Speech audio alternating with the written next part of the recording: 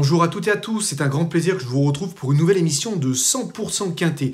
Un Quintet qui se disputera ce lundi sur l'hippodrome de Paris-Vincennes dans le prix d'Arcachon. Une compétition réservée aux chevaux d'âge qui en découdront sur l'exercice de la vitesse sur les 2100 mètres de la grande piste. Ils seront 16 au départ, les 9 plus argentés s'élanceront de la première ligne derrière l'autostart et les 7 autres de la seconde.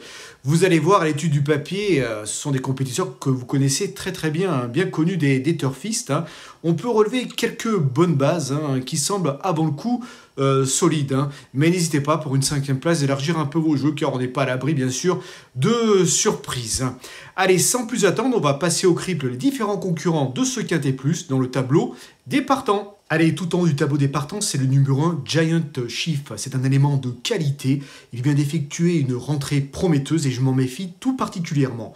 Le numéro 2, Flower by Magalou.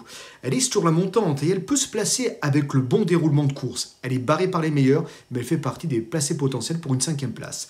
Le numéro 3, Galileo Bello. Il n'est plus à présenter, elle fait partie des premières chances de cette compétition. Le numéro 4, Eberton. Il vient de terminer 5e d'un quintet avec ses fers. Il est bien placé avec le numéro 4. C'est vrai qu'il va évoluer une nouvelle fois ferré, mais pour une 5e place, c'est pas impossible. Le numéro 5, Gamin Jabba. À la base, en valeur pure, il fait partie des premières chances théoriques de cette compétition. Mais malheureusement, il va garder ses fers et Jean-Michel Bazir a mis un emoji rouge. Il aura d'autres objectifs, notamment comme une participation à la finale du Grand National du Trot. On le suivra pour l'avenir. Le numéro 6, Giboulet de Mars. Elle vient de terminer 2e du talentueux E-Enemy. Elle détient une chance régulière pour les places. Le numéro 7, FaceTime, c'est un objectif et je l'ai retenu très haut dans ma sélection. Le numéro 8, Grâce du Dijon, même si je la préfère sur les longs parcours, elle a sa chance pour la victoire dans cette compétition. Le numéro 9, Flya Kaluma, elle ne répète pas toujours ses meilleures valeurs et avec le 9 des autostart, ça ne sera pas facile. Le numéro 10, Gold for the Gold. Sa spécialité de prédilection, vous le savez, c'est le trop monté et je ne l'ai pas retenu. Le numéro 11, Falco Berry, il va effectuer une petite rentrée et il a avant tout besoin de me rassurer. Le numéro 12, Eurecavri, il excelle sur les parcours de vitesse, mais il n'a pas été revu depuis juillet, ce qui tempère mon optimisme, d'autant plus qu'il gardera ses fers. Il sera à suivre pour l'avenir. Le numéro 13, Gendréen, il préfère les parcours de tenue et j'aurais préféré le voir déféré à ce niveau de compétition. Mais il a déjà réussi avec ses fers, il ne faut pas l'oublier non plus. Ce sera vraiment une découverte du parcours, ça sera une première sur les 2100 mètres de la grande piste, mais je pense qu'il est capable de s'en tirer pour être 4-5e dans cette compétition, parce qu'il a du talent. Le numéro 14, Éclat de Noix, il n'a pas de marge, mais avec le bon parcours, il peut pourquoi pas se placer. Ce ne sera pas forcément une si mauvaise chose de s'élancer de la seconde ligne, s'il a les bonnes roues, sans faire le moindre effort, il peut venir grappiller une 5e place. Le numéro 15, Luc Dompierre, il a encore besoin de courir à mon sens, il est plutôt à suivre un peu pour l'avenir. Et le numéro 16, Esteban Giel, ça ne sera pas simple avec le numéro 16 et il est barré, c'est vrai, par meilleur dans cette compétition. Allez, il est temps de passer au papier.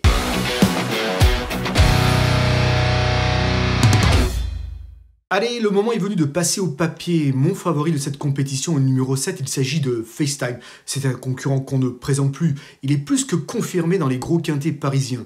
Après une absence, il compte désormais 2 courses dans les jambes et les montées en condition en vue de cette course. D'ailleurs, Mathieu Abrivard n'a pas caché dans nos colonnes que ce quintet constitue un objectif. Alors c'est vrai qu'il devra s'élancer du couloir numéro 7 derrière l'autostart, c'est une position relativement à l'extérieur, mais il va évoluer sur son parcours de prédilection. En 13 sorties sur les 2100 mètres de la grande piste, il compte pas moins de 5 succès. C'est pratiquement 50% de réussite à la gagne. Et pour enfoncer un peu plus le clou, il a déjà trotté une 10-2 sur ce tracé, ce qui fait de lui le concurrent le plus rapide du lot sur ce parcours. C'est vrai que c'était un chrono obtenu durant le printemps dernier, c'était un chrono printanier, mais tout de même, la performance était là. D'ailleurs, on a la course référence à vous proposer de ce chrono pour le moins flatteur. Ce jour-là, il se classait 2e. Doractile était battu avec les honneurs par Oralactile, qui n'est pas le premier venu. Il était vraiment battu après lutte. Dans cette compétition, il retrouve retrouve Flower de Magalou qui prenait ce jour-là la 5e place. Hein, après avoir patienté, elle avait terminé correctement hein, à la 5e place. La 9e place revenait Esteban Gel qui le retrouve également, qui n'a pas été dangereux, alors que Freya Kaluma était disqualifiée à l'entrée de la ligne droite après avoir mené les débats et elle était fatiguée, elle a pris le galop. Alors c'est vrai que cette performance est relativement bonne parce qu'il était battu simplement par Oractilé. Alors Oractilé, juste pour planter un peu le décor, c'est le dernier vainqueur du prix Jean-Luc Lagardère l'été dernier à Enghien. Il a terminé quand même au mois de juin 3e du prix René Ballière, remporté par Hokkaido Gel devant Onek. Voilà, des chevaux, des champions tout simplement. Donc Oractilé, si vous le mettez dans cette épreuve-là, il dispose d'une première chance. La ligne est bonne et je pense que FaceTime peut, pourquoi pas, s'imposer dans cette compétition. Alors qui pour le contrer, qui peut également, on peut viser la victoire, je pense au numéro 8, il s'agit de Grâce du Dijon. Alors Grâce du Dijon, on avait défrayé la chronique hein, de novembre 2021 à février 2023 en remportant pas moins de 11 succès d'affilée sur l'hippodrome de Paris-Vincennes.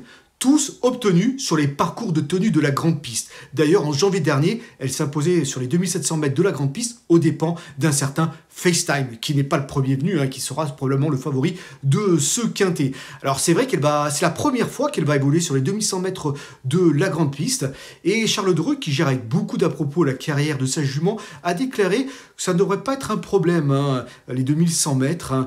Voilà, c'est vrai qu'elle devra s'élancer du couloir numéro 8, hein, c'est ce qui m'inquiète un tout petit peu, mais on va faire confiance à Eric Raffin hein, pour la mener au mieux de ses intérêts. C'est vrai qu'elle n'a pas couru depuis 6 semaines, mais Charles Dreux a déclaré dans nos colonnes que la jument était prête et qu'elle disposait d'une bonne chance, en dépit de la qualité de l'opposition qu'il ne sous-estimait pas, bien évidemment. Je la crois capable de bien faire, elle fait partie, bien sûr, cette Grâce du Dijon, des bases de l'épreuve. En 3e position, j'ai placé le numéro 3, il s'agit de Galileo Bello, il n'est plus à présenter, lui aussi, hein, il est confirmé à ce niveau, et face à ce type d'opposition, hein, on ne va pas le tenir rigueur de sa récente disqualification, mais on va plutôt le retenir lors de son avant-dernière sortie, où il se classait 2e de Gitano à Vincennes, hein, sur les 2100 mètres de la grande piste, et il battait notamment Grâce du Dijon ce jour-là, qui se terminait 5e. Hein. Anne-Françoise Marcillac-Donati a déclaré dans nos colonnes hein, que c'était la course visée de l'automne. Hein. C'est un cheval qui possède une grosse vitesse de base. Il est bien placé avec le numéro 3, alors à lui d'en profiter. Et pour moi, il fait partie bien sûr des premières chances de cette compétition. En 4e position, j'ai placé le numéro 1. Il s'agit de Giant Chief. Après pratiquement 9 mois d'absence, il vient de bien courir pour sa rentrée. C'est dans le prix Charles Mills. Il prenait la 4e place derrière le talentueux Enemy. Et Giboulet de Mars, qui le retrouve, prenait la 2e place. Hein. C'est sûr qu'il a dû monter en condition sur sa rentrée hein, et il sera beaucoup plus compétitif, je pense, ici. Faut pas oublier qu'il a lutté face aux meilleurs de sa génération dans sa jeunesse. Hein, il possède des références, bien sûr, au niveau groupe. Et il faut pas oublier qu'il a terminé, moi je me rappelle, à 5 ans, 2e d'Ampiamé DSM ou encore de Gagné de Banville, qui sont pas les premiers venus. Hein. Il est monté en condition, je le vois vraiment jouer un bon rôle à l'arrivée. Je pense qu'il est capable je m'en méfie, voilà, est capable de bien faire dans cette compétition. Je l'ai placé 4e. En 5e position, j'ai placé Giboulet de Mars, hein, qui vient de bien se comporter comme je viens de l'indiquer, en terminant 2e du talentueux Enemy. Elle a le numéro 6, elle devra quand même, alors je dis pas jouer serré, mais elle a besoin pour donner le meilleur d'elle-même, de courir caché. Il faut lui préserver au maximum. Hein. C'est comme ça qu'elle peut exprimer tout son talent. Elle n'a pas la marge des meilleurs, mais une nouvelle fois, elle fait partie des chances régulières. Hein. Si elle peut être préservée, elle est capable de finir vite. Hein. Il ne faut pas oublier qu'elle a déjà marché, elle a terminé 3e sur ce parcours en marchant déjà 1:10.5, ce qui n'est pas rien, en répétant une performance et un chrono de cette qualité-là. Elle est capable de viser une belle place et pourquoi pas même d'accrocher un podium. Voilà de ce qu'il en est de mes 5 préférés. On va récapituler ma sélection dans la rubrique Notre choix.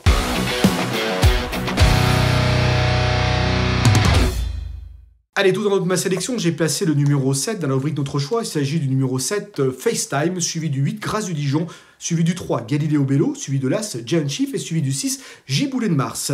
3 autres petits chevaux pour compléter une sélection en 8. J'ai placé le numéro 13, Gendréen. Lui aussi va évoluer pour la première fois sur les 2100 mètres de la grande piste. C'est un élément de tenue, mais je crois capable également de bien faire, hein, même en seconde ligne, même si c'est vrai qu'il évoluera ferré. Il a déjà réussi ainsi. Je pense qu'il est capable d'accrocher une 4-5e place. J'ai placé également en 7e position Flower Magalou, numéro 2.